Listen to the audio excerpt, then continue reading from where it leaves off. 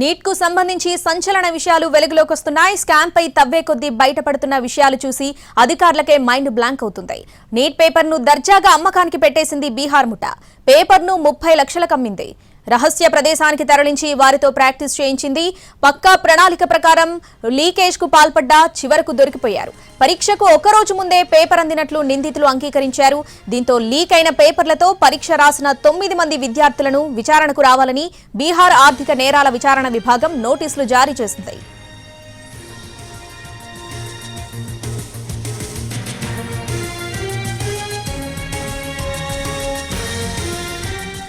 బీహార్ ప్రభుత్వంలో junior engineer గా పనిచేస్తున్న సికిందర్ కుమార్ ను ఇందుకు సూత్రధారిగా భావిస్తున్నారు.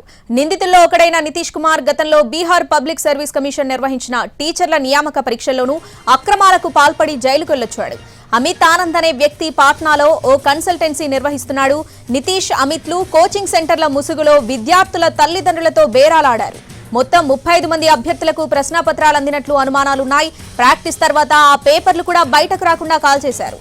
అసలు సికిందర్ కు పేపర్లు ఎక్కడి నుంచి వచ్చాయన్న దానిపై అధికారులు ఫోకస్ పెట్టారు. ప్రింటింగ్ ఏజెన్సీ ఉద్యోగుల పాత్రపైన ఆరా తీస్తున్నారు.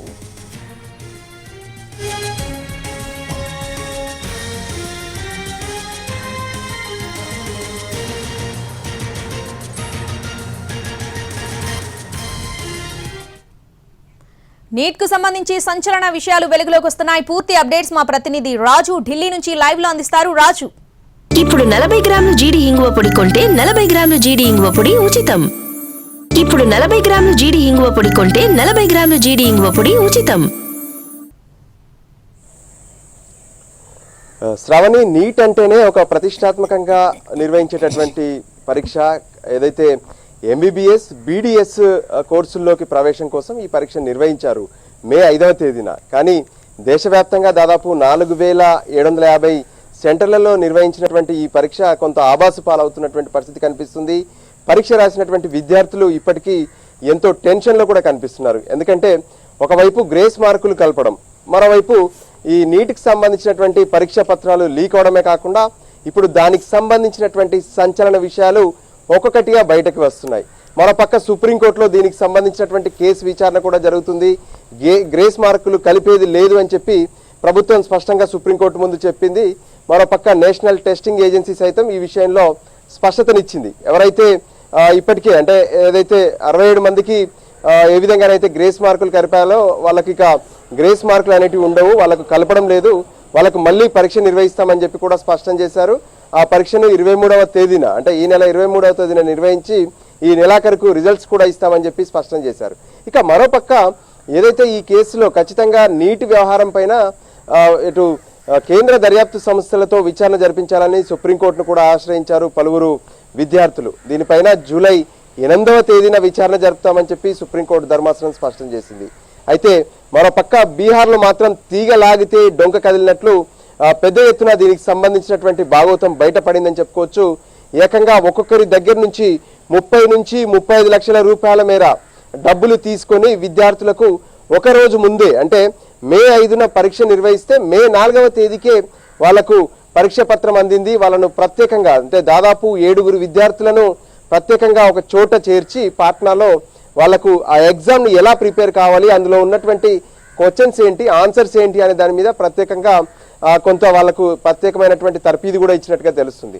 సో ఫైనల్గా ఇప్పుడు బీహార్లో ఉన్నటువంటి దర్యాప్తు సంస్థలు దీనిపైన తీవ్రంగా దర్యాప్తు చేస్తున్నాయి. అందులో భాగంగా ఇప్పటికే 14 మందిని అరెస్ట్ చేశారు. అందులో ప్రధానంగా చూస్తే ఎవరైతే అమిత్ ఆనంద్ కావచ్చు, నితీష్ కుమార్ కావచ్చు, మరోపక్క ఏదైతే సికిందర్ కుమార్, వీళ్ళందరూ కూడా ఉన్నారు. అయితే ఎవరైతే ఈ కాంపిటేటివ్ ఎగ్జామ్స్ కావచ్చు లేదంటే నీట్ పరీక్షకు కోసం ప్రత్యేకంగా ఏ విధంగానైతే కోచింగ్ సెంటర్లను ఏర్పాటు చేశారో వాళ్ళదే ఇందులో చేతివాటంగా కనిపిస్తుంది.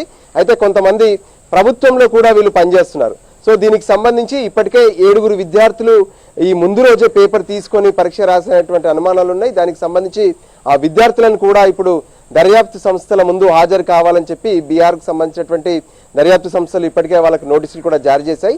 మరోపక్క నేషనల్ టెస్టింగ్ ఏజెన్సీకి కూడా అంటే ఎన్టీఏకు కూడా ప్రత్యేకంగా ఎవరైతే ఈ విద్యార్థులు ఉన్నారో వీళ్ళు రాసినటువంటి వీళ్ళకి వచ్చినటువంటి క్వశ్చన్ పేపర్ కావచ్చు, వీళ్ళు ఇచ్చినటువంటి ఆన్సర్ షీట్లు కావచ్చు, వాళ్ళకి సంబంధించినటువంటి పూర్తి రికార్డ్స్ను తమకు కావాలని చెప్తున్నారు.